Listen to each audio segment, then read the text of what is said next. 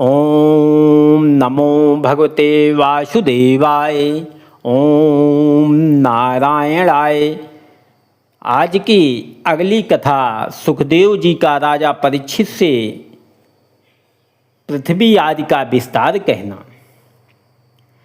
राजा परीक्षित ने इतनी कथा सुनकर पूछा कि हे स्वामी, आप दयालु होकर पृथ्वी व सूर्यादिक लोकों का हाल विस्तार पूर्वक वर्णन कीजिए। सुखदेव जी बोले, हे राजा, पहले सातों द्वीपों का हाल संक्षेप से कहा है, अब फिर विस्तार पूर्वक कहते हैं। सुनो, पृथ्वी में 7 द्वीप हैं। सब द्वीपों की धरती पृथक पृथक बटी है। जम्बू द्वीप में 1,00,000 योजन भूमि है और 7 द्वीपों की संपूर्ण पृथ्वी 50 करोड़ योजन है। चौथाई धरती लोकालोक पर्वत के नीचे दबी है और 3 भाग में 7 द्वीप व समुद्र है। राजा प्रिव्रत इन 7 द्वीपों के मालिक थे। एक एक द्वीप अपने 7 बेटों को बांटकर आप वन में जाकर परमेश्वर के तप व ध्यान में लीन हुए। प्रिव्रत के अग्निध्र नामक बेटे ने जम्बू द्वीप के 9 खंड करके एक एक खंड अपने पुत्रों को बांट दिया। उनके बेटों के जो नाम थे वही नाम उन 9 खंडों के हुए।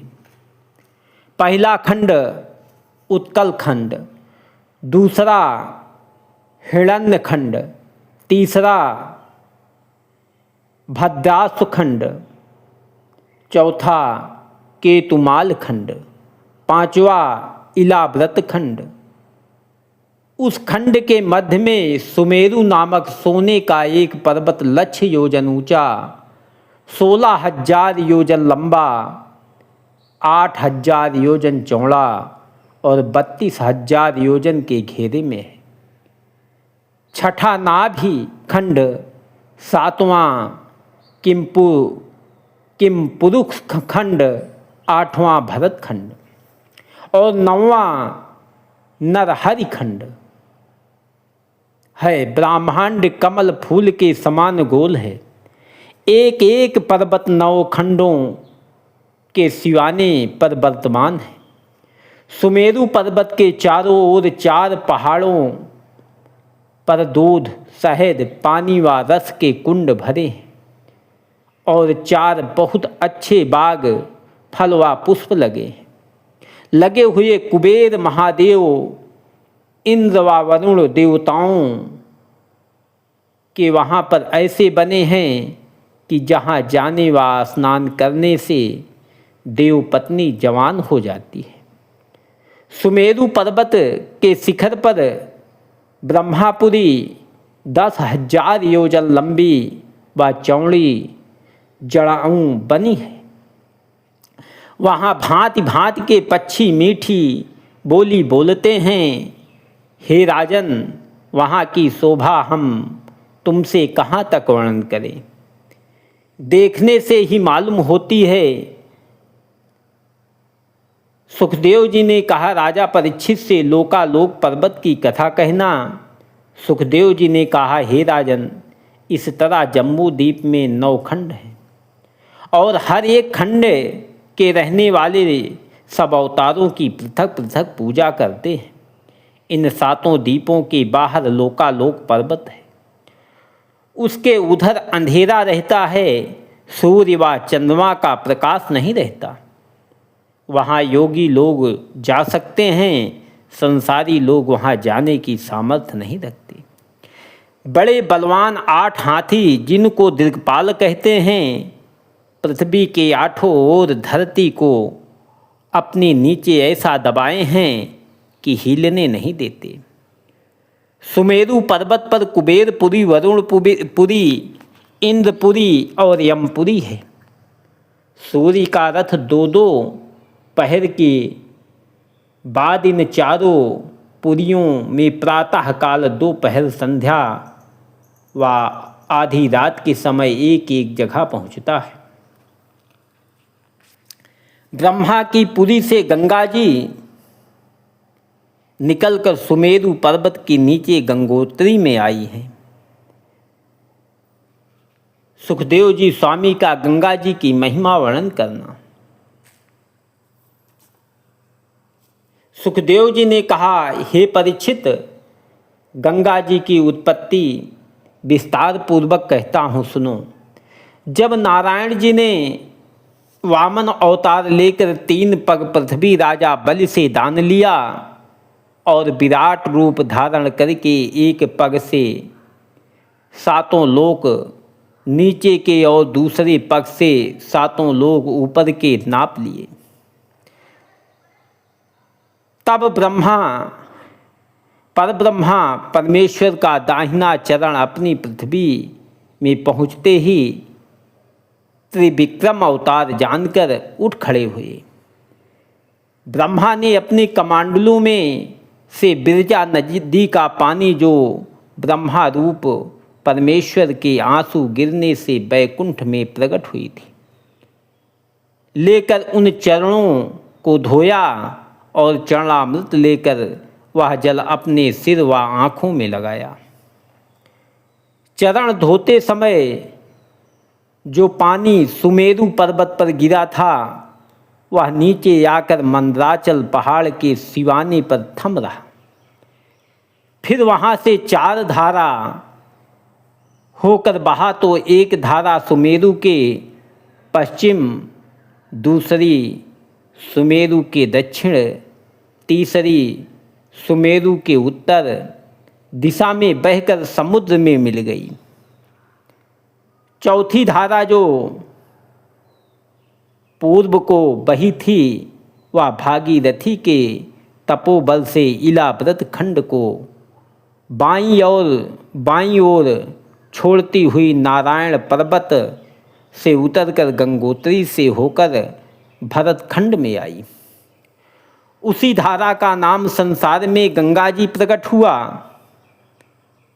गंगा जी का ऐसा महात्म्य है कि जो कोई गंगा स्नान, जलपान व दर्शन करने के वास्ते अपने घर से जाने की इच्छा करता है, उसके करोड़ों जन्म के पाप छूट जाते हैं। वह मनुष्य इस इच्छा से जितने पग चलकर गंगा जी तक पहुँचता है, एक एक पग धरने के बदले उसको 100 राज सूर्य अश्वमेघ यज्ञ करने का फल मिलता है। यह वचन सुनते ही परीक्षित ने संदेह मानकर सुखदेव जी से पूछा कि महाराज, जब मनुष्य को गंगा स्नान के लिए जाने से ही यज्ञों का फल मिलते हैं, तो हमारे दादा युधिष्ठिर ने किस वास्ते इतना रुपया खर्च करके यज्ञ किया था और दूसरे राजा क्यों यज्ञ करते हैं? यह वचन सुनकर सुखदेव जी बोले, हे राजन, हम एक इतिहास तुमसे कहते हैं, सुनो।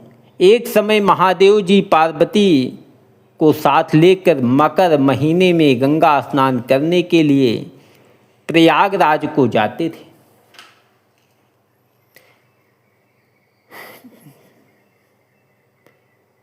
प्रयागराज को जाते थे।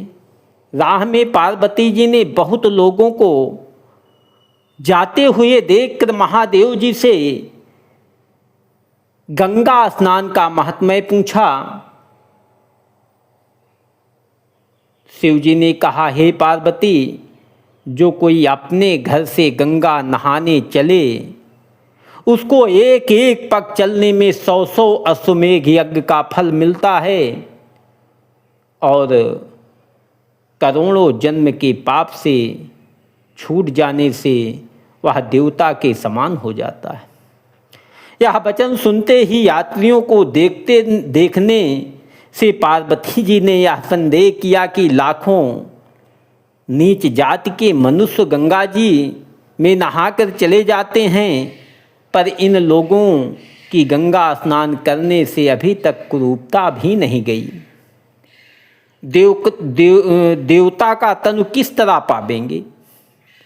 महादेव जी ने जैसा कहते हैं इतने यात्रियों को वैसा फल किस तरह मिलेगा।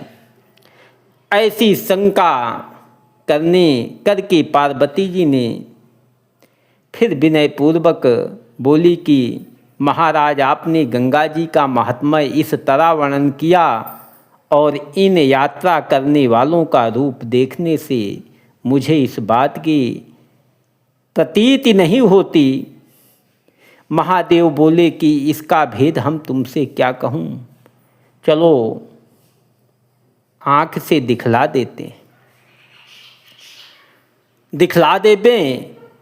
यह कहकर जब शिवजी गंगा के निकट पहुँचे तब वहाँ कोढ़ी रूप बनकर बैठ गए और पार्वती जी से बोले कि तुम दिव्य रूप अति सुंदरी होकर मेरे शरीर की मक्खी उड़ाओ। स्नान करने वाला जो कोई तुमसे पूछे तो उससे यह कहना कि हमारा पति कोढ़ी हो गया है। सो एक पंडित ने कर्म विपाक की पोथी देखकर बतलाया है कि जिस किसी ने 100 अश्वमेघ यज्ञ किए हों वह इनको अपने हाथ से छू दे तो इनका कोढ़ छूट जावे। यहाँ लाखों मनुष्य नहाने आए हैं, यहाँ लाखों मनुष्य नहाने आए हैं, इसलिए इनको यहाँ लाकर बैठी हूँ कि जिसने 100 यज्ञ किए हों वह इनको छू दे तो इनका यह तनु अच्छा हो जावे। जब पार्वती जी देवकन्या के समान बनकर मक्खी उड़ाने और यही बात कहने लगी तब बहुत से यात्री उनका रूप देखते ही मोहित होकर उनके चारों ओर खड़े हो गए। उनमें कोई पार्वती को अपने साथ चलने के लिए कहता, कोई उनसे हंसी ठट्ठा करता और कितनों ने अनेक तरह का डर व लोभ उन्हें दिखलाया। ज्ञानी लोगों ने कहा कि इस स्त्री को धन्य है कि जो इस दशा में भी अपने पति की सेवा नहीं छोड़ती। जो स्त्री अपने स्वामी को काना, कुबड़ा, कोढ़ी, लंगड़ा, अंधा, दरिद्री, कुरूप कैसा ही हो परमेश्वर के समान जानकर आनंद पूर्वक उसकी सेवा करे और पर पुरुष को कुभाव से ना देखे, उसे पतिव्रता कहना चाहिए। उसी समय एक कंगाल दुर्बल ब्राह्मण उनको देखते ही निकट आकर दंडवत करके पार्वती जी से बोला कि हे माता, तुम किसी इच्छा से यहाँ भीड़ में बैठी हो, कहीं एकांत में अपने पति को ले जाकर उसकी सेवा करो, जिसमें मक्खी आदि बैठने से यह दुख ना पावे। यह वचन सुनकर पार्वती जी बोली, मेरे पति के कर्म विपाक में ऐसा निकला है कि जिसने 100 अश्वमेघ यज्ञ किए हों वह इनको छू दे तो इनका शरीर अच्छा हो जाए। इसी इच्छा से इन्हें मैं यहाँ लाकर बैठी हूँ कि इस पर्व में लाखों मनुष्य आवेंगे। किसी ने तो 100 अश्वमेघ यज्ञ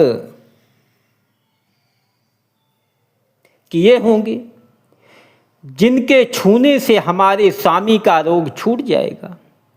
यह बात सुनकर वह ब्राह्मण बोला, यह कौन सी बड़ी बात है, तुम तो 100 अश्वमेघ यज्ञ करने को कहती हो, मैंने लाखों अश्वमेघ यज्ञ किए हैं जिनकी गिनती तुम नहीं कर सकती। यह वचन सुनते ही पार्वती विनय पूर्वक बोली कि महाराज, आप दया करके इनको छू दीजिए। जैसे ही उस ब्राह्मण ने शिव जी के अंग में अपना हाथ लगाया वैसे ही महादेव जी दिव्य रूप अति अश्वनी कुमार के समान हो गए। यह हाल देखकर पार्वती और सब यात्रियों को इस बात का संदेह हुआ कि इस ब्राह्मण की उम्र 30 वर्ष की होगी और यह कंगाल है। 100 अश्वमेघ यज्ञ करने में 100 वर्ष और बहुत सा द्रव्य सेना दूसरे राजाओं को जीतने के लिए चाहिए। इसने किसी तरह 100 यज्ञ किए होंगे। शिवजी अंतर्यामी ने उनका संदेह छुड़ाने के लिए यात्रियों के सामने उस ब्राह्मण से पूछा कि महाराज, तुमने इतनी अवस्था में लाखों यज्ञ किस तरह किए होंगे?